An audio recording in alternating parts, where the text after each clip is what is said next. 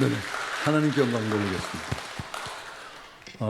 목사님도 너무 멋있으시고, 또 교회도 너무 멋있고, 또 좋은 성도님들과 함께 90년 역사가 있는 이 교회에서 함께 또 말씀을 전하고 예배 드릴 수 있게 돼서 너무 행복합니다.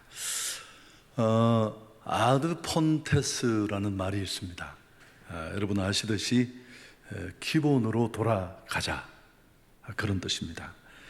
이건 원래 르네상스 시대 때 인문주의자들이 외쳤던 구호인데, 종교 개혁자들도 틈만 나면 이 아드 폰텍스를 외쳤습니다.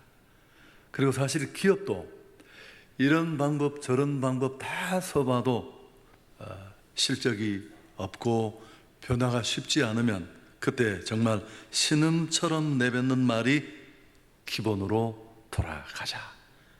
벌써 많은 비용 또 시간을 허비하고 나섭니다.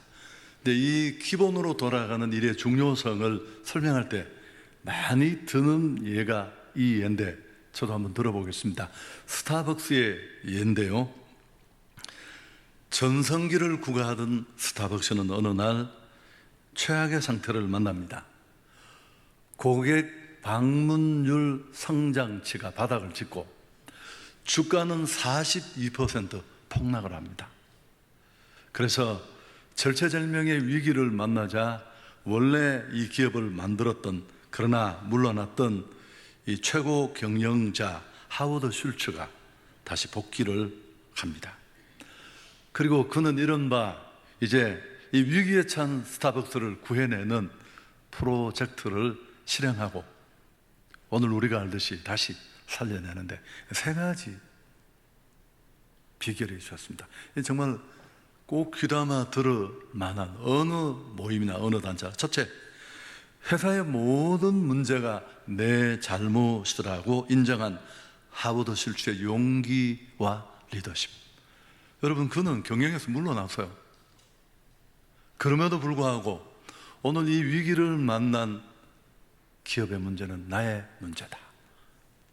두 번째가 정말 중요한데요, 커피 맛이라는 스타벅스가 놓치고 있었던 가장 중요한 기본으로, 본질로 돌아가자. 이게 세 번째도 중요해요. 이런 인식을 바탕으로 내려진 이 기본으로 돌아가려는 실제적인 노력을 했습니다. 그래서 전 매장의 직원들을 다 불러서 영업장 문을 닫고 기본 교육을 다시 시키고, 또 그 다음에 리더십 컨퍼런스를 열어서 어마어마한 비용을 지출하고, 문제의 핵심이 최고의 커피를 제공한다는 이 기본 철학에 충실하지 못했다라는 그 원인을 찾아낸 겁니다. 결국 이 이벤트는 강력한 터닝 포인트가 되었고, 우리가 알듯이 스타벅스는 지금 제2의 전성기를 맞고 있습니다. 그 혁신의 바탕에 역시 기본으로 돌아가자는 구호가 있었습니다. 지루하셨죠? 자, 그럼 한국 교회는 어떨까요? 한국 교회는 어려웠습니다. 아니, 코로나 이전에도 어려웠습니다. 조금씩 통계를 숨기면서 버텼지만 사실은 제 개인의 감각으로는 굉장히 어려운 상황에 서 있었습니다. 그리고 이 코로나라는 복병을 만나서 상상할 수 없는 타격을 받았고, 보이는 손실도 어마어마하지만 아마 두고 이 데이터는 한국 교회가 돌아보는 그런 좌표가 될 수 있을 겁니다. 역시 그 어려워진 근저에는 기본을 놓친 부분이 있습니다. 교회만이 줄 수 있는, 아니 교회가 아니면 줄 수 없는, 교회라야지만 줄 수 있는 그 무엇, 스타벅스의 커피 맛 같은 그 본질, 여러분 그게 뭘까요? 담임 목사의 설교? 꽤 여러 가지 메뉴를 갖춘 괜찮은 디자인이 된 카페 아닙니다. 바로 복음입니다. 복음. 예수가 그리스도시라는, 오늘 우리가 본문을 읽었습니다만 16절에 내가 복음을 부끄러워하지 아니하노니 이 복음은 모든 믿는 자에게 구원을 주시는 하나님의 능력이 된다. 아멘을 한번 하셔도 괜찮지 않을까요? 아멘. 여러분, 인간은 어떤 존재일까요? 인간이 어떤 존재인가라는 이 물음은 대단히 철학적인 질문이고 답을 하는 일이 쉽지 않지만 이렇게 답할 수 있습니다. 인간은 성경적으로 보면 구원이 필요한 존재입니다. 왜냐하면 인간의 불행은 철저하게 죄에 근거해 있습니다. 무슨 차를 타고 뭘 먹고 뭘 해도 결국 죄 문제를 해결하지 못한 인간은 그 죄 때문에 죽고, 죽음은 그 고통의 끝이 아니라 심판으로 이어지고 그 심판은 영원한 형벌로 귀결된다는 이 불행의 고리, 저주의 고리를 끊을 수 없습니다. 여러분, 인간은 날 때 죄를 가지고 태어납니다. 그 죄 때문에 수없이 많은 죄를 지으면서 절절히 죄에 끌려다니다가 마침내 지옥 가고 심판받는다. 철저히 죄에 침몰한 인생입니다. 죄 문제를 극복하지 못한 인생은 살아도 사는 게 아닙니다. 그런데 이 죄를 해결할 수 있는 방법은 하나뿐입니다. 예수 그리스도를 통한 죄 문제의 해결책입니다. 아멘. 이 복음은 모든 믿는 자에게 구원을 주시는 하나님의 능력이다. 그래서 여러분, 전도나 선교는 교회 프로그램이 아니에요. 그러면 선택일 수 있지만 아닙니다. 교회 존재 이유고 본질입니다. 이거는 교회 정체성이에요. 얼마나 많이 모이고 뭘 하더라도 교회가 이 본질을 놓치면 그건 교회다운 교회가 아니다는 말은 점잖은 말이에요. 그건 교회가 아니에요. 마땅히 해야 할 일이고 사명이고 존재 이유고 교회를 교회답게, 상도를 상도답게. 저는 제자도라는 말을 좀 끌어오고 싶은데 조심스러운 건 한국 교회의 건강한 운동이지만 이 제자도에 대한 좀 왜곡이 있지 않은가. 제자하면 제자 훈련 받고, 그게 나쁘다는 게 아니고 숙제하고 간증문 쓰고. 여러분, 다분히 책상 위에서 이렇게 이루어지는데 그 제자를 여러 가지 학적인 말로 그 다음에 그런 거 우리 내려놓고요. 여러분, 제자가 어떤 사람일까요?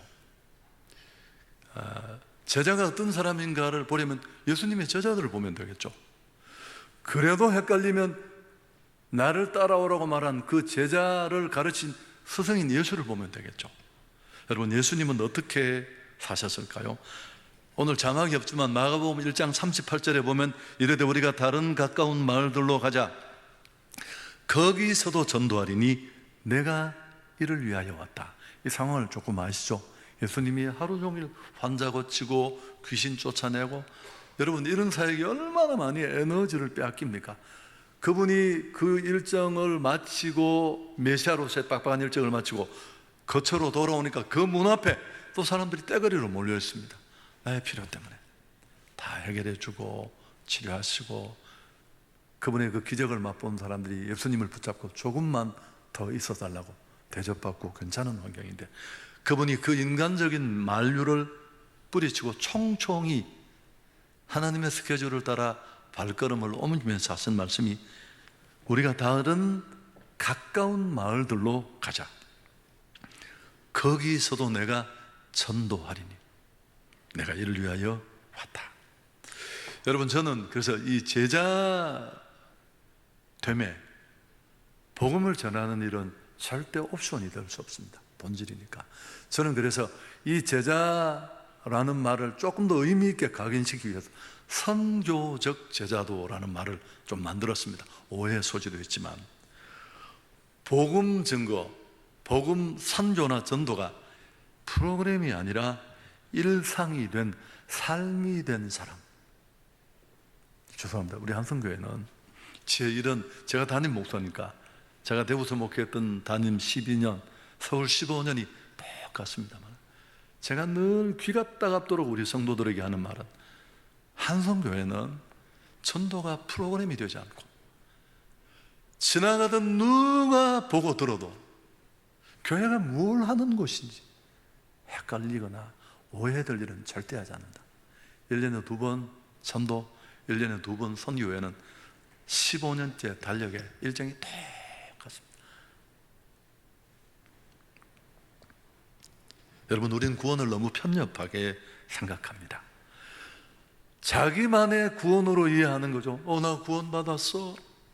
난 정말 죄가 많은데 그 많은 사람 중에 그분이 날 선택하셨어. 눈물 2방, 그리고 감격의 예배, 더 좋은 훈련 프로그램, 설교.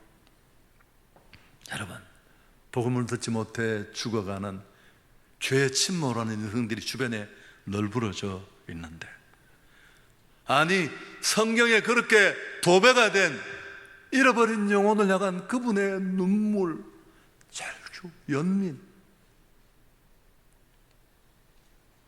여러분, 저는 이건 반쪽도 아니고요, 제가 그러다가 생각난 사자성가가 동상이몽입니다. 성경에 하나님의 눈물이 그렇게 흘러넘치는데, 나는 설교를 들으면서도 바이블 스터디를 하면서도 그 많은 교회 생활 속에서 내 생각에 온통 붙들렸어. 오늘 교회가 위기를 맞고 있습니다.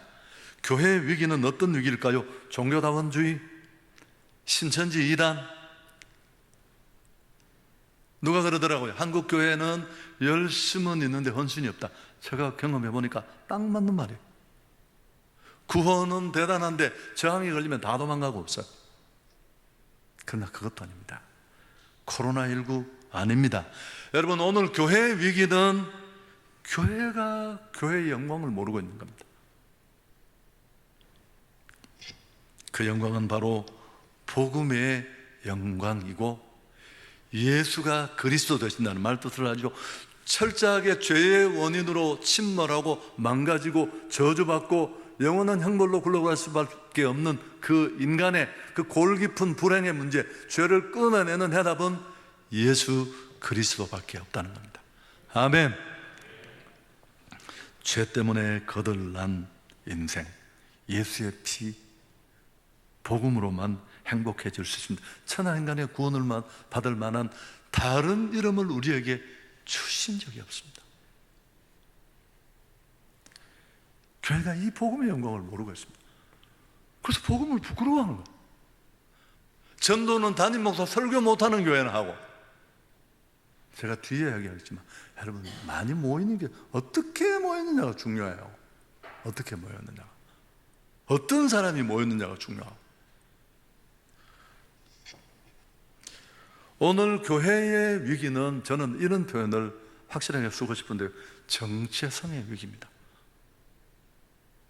스타벅스가 한때 막 밥 팔고 망할 것 같으니까 5만 거 선물 팔고, 그건 진짜 망하는 길이거든요. 복음 증거는 멈출 수 없습니다. 왜요? 중지할 수 없습니다. 때를 얻든지 못 얻든지, 지난번에 했든지 말든지 본질이기 때문에 그렇습니다. 저희 교회 오신 목사님 한 분이 그러시더라고요. 본질이 뭔지를 설명하면서 이런 비유를 들었는데 적절한 것 같아요. 집에 불이 났습니다. 가정이지만, 이런 일은 없어야겠지만, 근데 딱 한 가지밖에 가져올 수 없다. 예를 들어 조건이 그렇다면 그게 뭘까요? 그 한 가지, 그게 본질이라는 거죠. 여러분, 제가 섬기는 교회는 대구에서도 제가 부목사 시절에도 동일했습니다만은, 늘 이런 교회다운 모습을 제가 부족하지만 놓치지 않으려고 애를 썼는데, 이제 코로나가 20년인가요? 시작이 됐죠.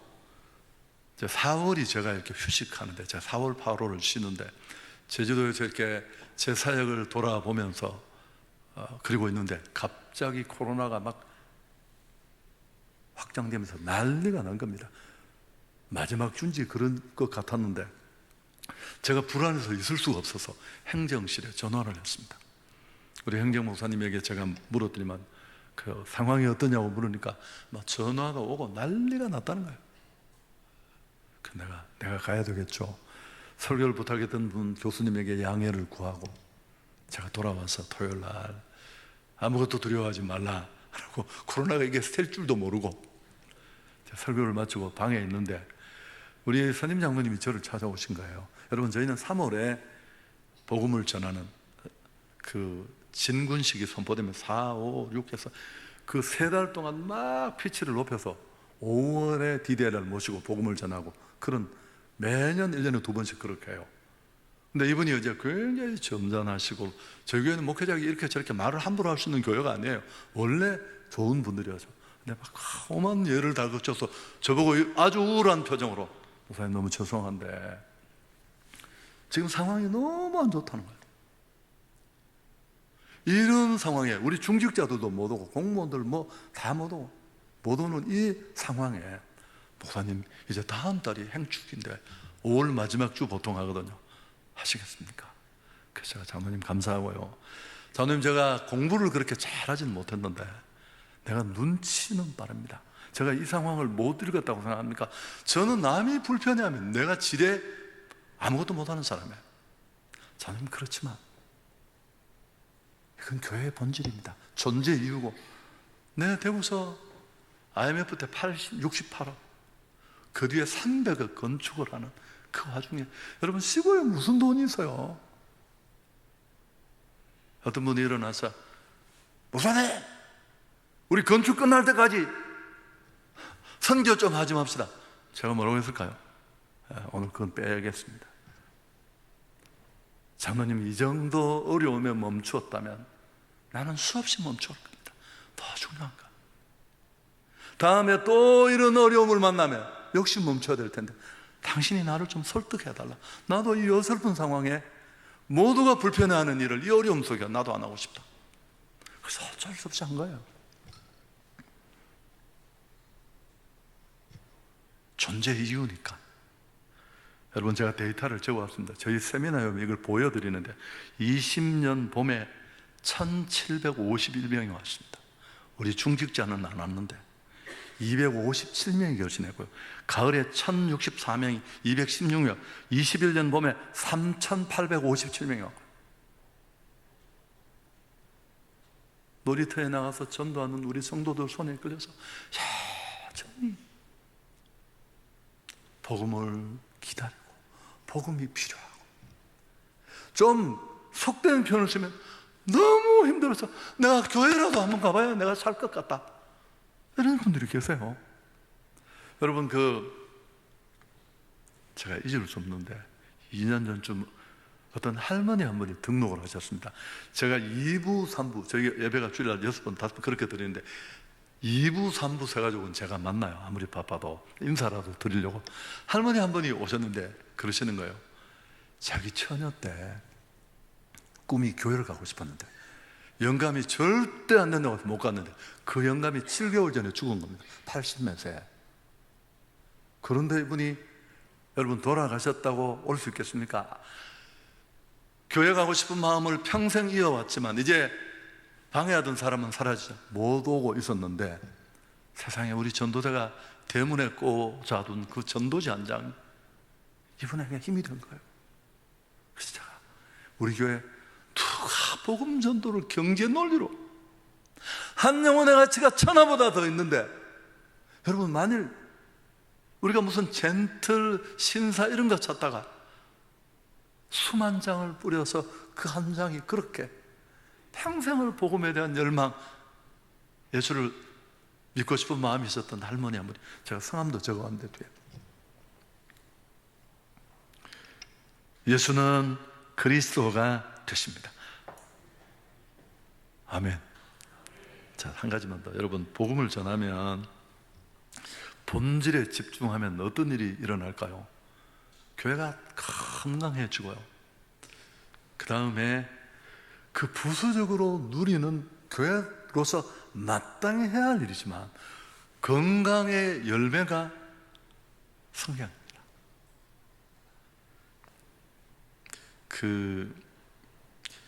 어떻게 하면 교회가 건강하고 행복할까?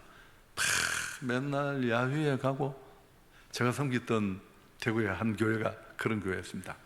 처음에 제가 부임을 하니까 무슨 벚꽃놀이 시즌인데 무슨 농장이라는 데 갔는데 너무너무 재밌게 노시더라고요. 치마 꼬랑지 이렇게 딱 감고 막 노래 부르고 막 음식 해와가 동네마다 구역마다 날리고, 음식을 좀 작게 해온 그분은 제가 화장실 옆에 숨어서 먹더라고요. 죄송합니다. 쪽팔려서 자기들 못 내놓아 여기 왔대요. 제가 그날 마지막 기도하는 날, 내가 담임으로 있는 날 다시는 이런 꼬라지를 보지 않을 것이다. 정말 중요하지 않은 일에 온통 힘을 다 빼고, 그게 무슨 경쟁이고, 충분히 내가 교제 차원에서 이해할 수 있는 상황이지만, 여러분, 본질에 충실하고 복음을 흘려보내면 모든 문제가 해결되는데, 제가 예를 한번 들어보겠습니다. 가수가 있다고 하십시다. 가수는 본질이 뭡니까? 노래를 잘하면 돼요. 물론 비주얼도 좋으면 더 좋겠죠. 엉덩이도 조금 이렇게 살랑살랑하면 더 좋겠죠. 그러나 그렇지 않습니다. 여러분, 김범수라는 가수를 아시죠? 그분이 안경이 그나마 가려서 그나마 우리가 볼 수 있는 얼굴이지, 김범수 안경을 벗기면 사탄은 심각해집니다. 그러나 아무 문제가 없습니다. 왜요? 어마어마한 실력. 여러분, 그게 그의 본질입니다. 그 본질 끝에 인정도, 존경도, 행복도, 돈도 다 따라오는 거죠. 저절로. 여러분, 제 경험에 의하면 교회가 이 본질을 붙잡고 상황이 되든 안 되든, 성도들이 처음에는 이 옛날에 하던 그 체질이 있어서 안 따라옵니다. 지도자가 확신을 가지고 계속 나가면 이 체질이 바뀌어요. 저희 교회는 어떨 것 같습니까? 딱 시작을 하면 이 재미있습니다. 한 20, 30%는 누가 뭐라고 해서 눈도 깜짝 여전히 하던 대로 하십니다.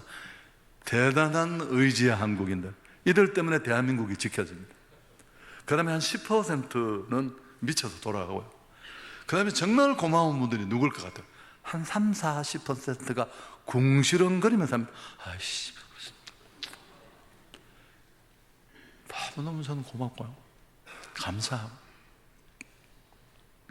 여러분, 전도하면 문제가 사라집니다.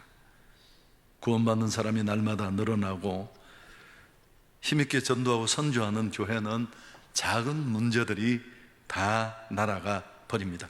교회가 생명 역사로 진동하고 뜨거워지고, 복음을 전하면 복음을 이제 노방전도, 저희는 노방전도라는 말을 제가 좀 단어를 다 바꿔서 쓰고 싶어요. 왜냐하면 우리 목사님도 세련되셔서 그렇겠지만, 부흥회라고 하면 그 개념이 이미 딱 잡혀 있어요.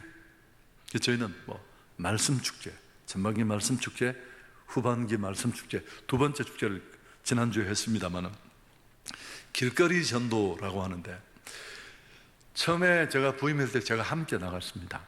근데 지금은 저희 예배가 이렇게 되어 있어서 그 3부 예배를 마치고 행축 D-Day 날 2주 전부터는 버스로 사람들 교회에서 태워오긴 하지만 돌아갈 때는 버스가 없습니다.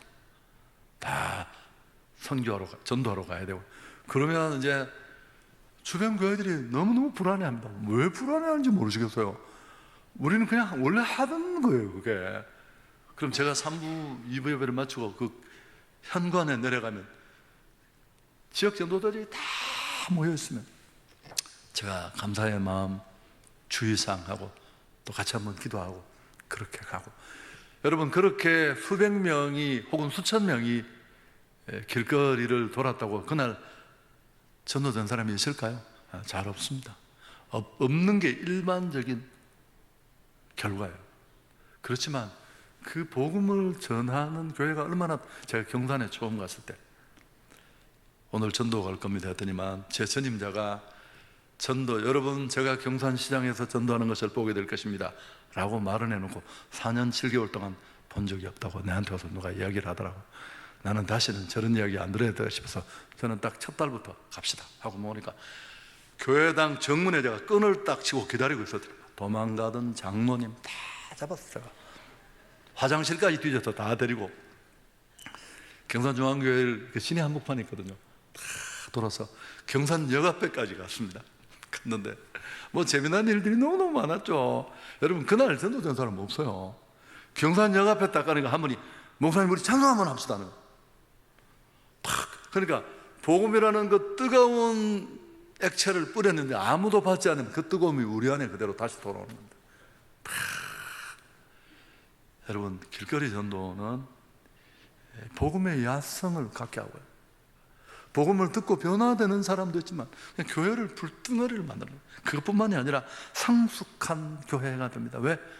성경에 그 흘러 넘치는 주님의 마음을 비로소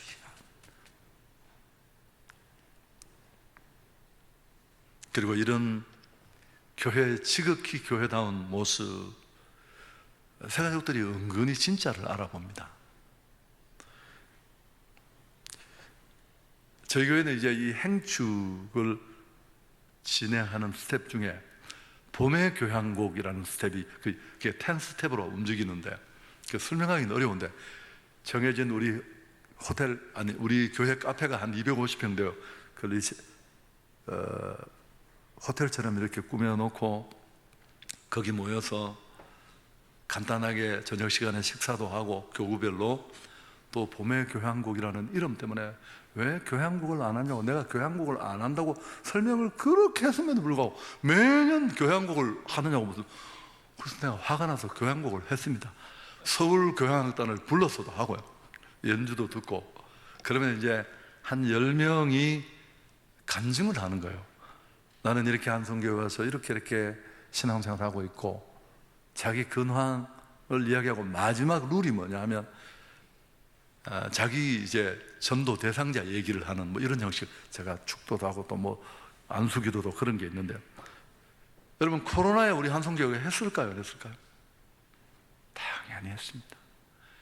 저희 국내 선교도 못 가, 국내 선교는 다 했고요. 국외 선교를 못 가니까 국외 같은 데가 어디냐? 울릉도, 제주도, 저희들 다 갔는데 이제 저희가 줌이라는 그 줌을 켜놓고 이 봄의 교향곡을 진행했습니다. 여러분 제가 얼마나 감동을 받냐면 영상으로 진행이 딱 되는데 세상에서 한 사람이 독일에서 들어온 거예요. 저는 25년 전에 독일에 유학 간 누구입니다. 가난한 시골집에 아버지 쫄라 울고불고 해서 아버지가 논 팔아서 돈을 줬는데 독일 가서 사기꾼을 만나서 다 날리고 자살 생각을 하는데 또 괜찮은 독일 청년을 만나서 도움을 받고 둘이 결혼을 하고 25년을 정착하고 살고 있었는데 이 코로나 와중에 교회를 잃어버렸는데 한성교회 교회다운 소식을 듣고 그 수천 마리 떨어진 독일에서 기꺼이 내가 이런 교회라면 등록을 하겠다. 온라인 등록을 하고 우리 교인이 되어 있었던 걸 제가 이날한 거. 교육자가 똑똑하게 이건 녹화를 해두었고 그리고 바로 현장에 연결해서 저하고 인터뷰를 했습니다. 목사님 남의 일이라고 전혀 감동을 안 받으십니다. 통합니까 그냥? 여러분 이 코로나가 물러가기 직전 지난 가을에 있었던 얘기입니다. 여기는 한성교회로부터 320km 떨어진 여수입니다. 저는 여수가 한성교회에서 320km 떨어진 줄 몰랐어요. 우리 권사님의 누나인데 결혼할 때부터 좀 어려웠대. 그래서 이 동생애들 언니 예수 믿으면 좀 낫다. 그게 쉬운가요? 점점 더 이 경제 어려움 속에 더 어려움에 빠졌고 견디다 못한 이분이 이 온라인으로 등록을 하는 거예요. 여러분 저희 이 간증 다 하면 끝도 없습니다. 저희 교회로부터 직경 3km 거리에 무슨 교회가 있을까요? 윤석전 목사님 연세중앙교회라는 어마어마한 간격이 있습니다. 우리 대구 출신의 김상숙 권사라는 전도에 미친 분이라고 봐야죠. 아들이 백혈병 걸려서 서초 성모병원에 있는데 제가 신방 잘 못 가거든요. 정말로 뭐 지난 얼마나 마음이 갔더니 생글생글 웃습니다. 주님이 나를 여기 보낸 이유를 알겠다고. 아주 병원을 숙밭을 만들고 다니시는 분이시죠. 이분이 길거리에 가다가 윤석전 목사님을 본 겁니다. 몇 명 보디가드 데리고 가는데 예수 믿으라 그러니까 목사님이 가만히 있어봐라. 지하철 타는 데까지 따라가서 계속 얘기를 한 거예요. 목사님이 설교 시간에 도대체 한성교회가 어떤 교회인데 저를 만나고 싶다고 해서 저는 저희와 신학적인 노선은 다르지만 제가 청년 시절에 그분이 쓴 그 절대적 기도 책을 읽고 너무 은혜를 많이 받아서 하루 종일 얘기도 듣고 저한테 온갖 비밀을 다 공개하시고. 이것도 재미없습니까? 그래도 한 가지 이야기 더 하겠습니다. 제가 딸 둘 아들 하나가 있는데 제가 생각보다 나이가, 제가 국산 나이로 65인데 우리 큰딸이 시집을 갔습니다. 시집을 갔는데 제 제자들이 이제 뭐 인사하러 왔다가 잠깐 저를 보더니 목사님 제가 그 2층에 대선이가 왔던데요.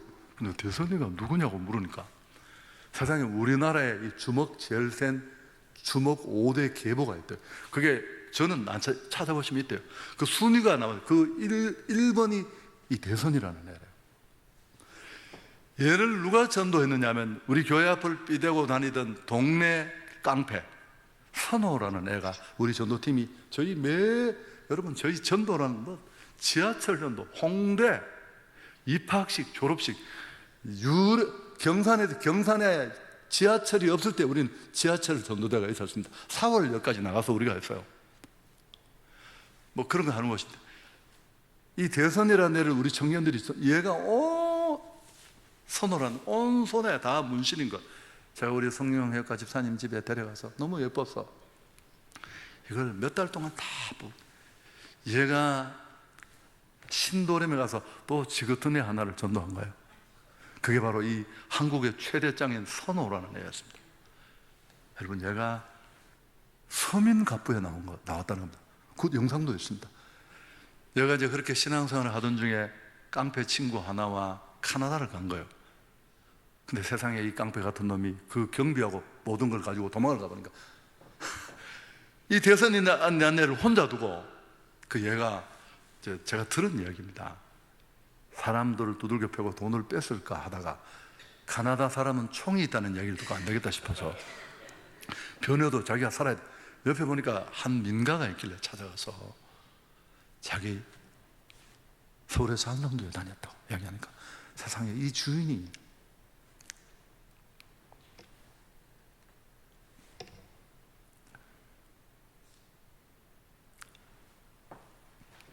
방을 내줘서 살게 하고 얘를 큰 제가 전문 타일 만드는 그런 걸 배우는 전문 학교에 넣어준 거예요.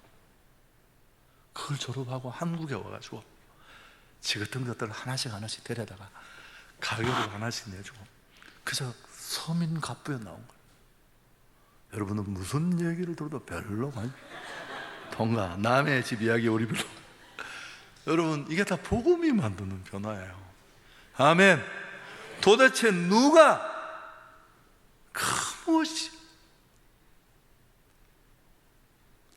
그 어마어마한 복음의 영광을 교회가 모르고 있다는 사실, 모르면 부끄럽습니다. 제 중간에 장가 갔는데 오늘 욕 좀 하겠습니다. 마누라하고 한 5m 떨어져 가는데 전혀 같이 다니는 사람 같지 않습니다. 여러분, 오늘 저는 처음 이 구절을 깨닫고 울었습니다. 내가 복음을 부끄러워하지 않냐는 이 복음은 모든 믿는 자에게 구원을 주시는 능력이라는 것. 이걸 모르면 전도하는 교회가 우습게 얘기해주고 아이고 숫자 늘리려고. 여러분, 참 진짜 거지 같은 얘기입니다. 뭐 내용을 알고 해 결과가 그럴지는 모르지만 바울이 왜 이 고백을 했을까요? 그도 유대교를 신봉할 때 예수 그리스도를 만나 복음을 인격적으로 경험하기 전에 그렇게 여겼겠죠. 그는 완전히 바뀌지 않았습니까?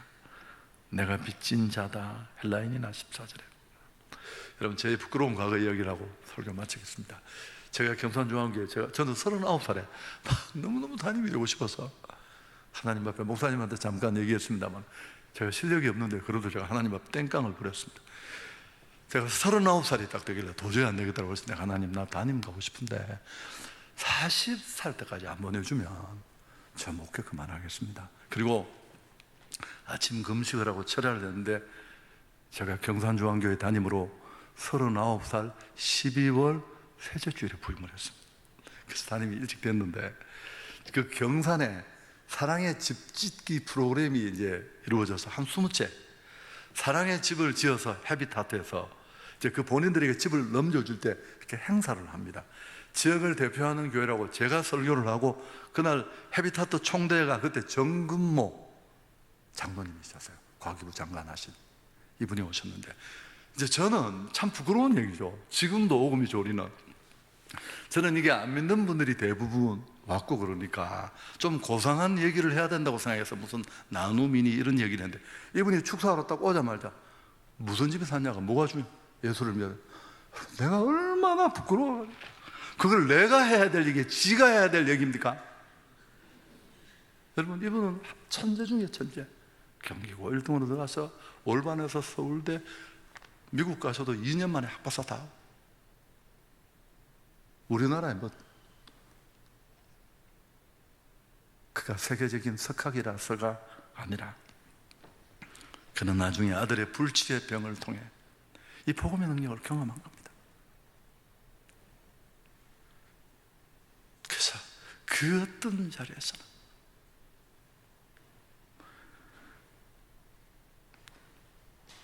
바울은 학벌, 그 어떤 것도, 기독인으로서 나의 실상을 제대로 알고 싶습니까?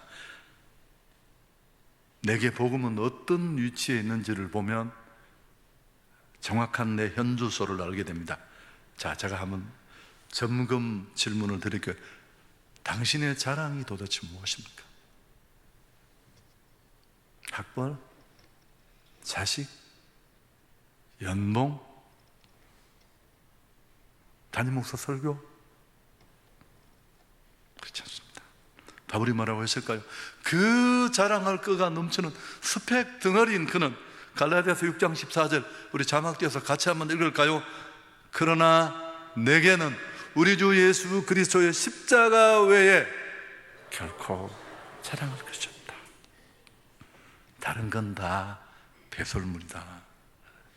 예수가 그리스도라는, 여러분, 그 누구도 대신할 수 없고, 오직 교회만이, 복음만이 이것을 가능하게 하고, 이것을 대체할 게 아무것도 없어요. 저는 우리 제자들을 모아놓고 우리 교회 출신 목사님들이 모이면 그럽니다. 설교는 정말 인생을 걸만한 가치가 있다. 왜? 복음을 전하는 자리니까. 어쩌면 우리는 BTS가 공연하는 것보다 더 잦은 간격으로, 더 많은 사람에게 더 놀라운 결정을 미치는 어마어마한 일을 하고 있다. 정치바람 그런 데 따라다니면 그건 진짜 어리석다. 같은 이유 때문이다.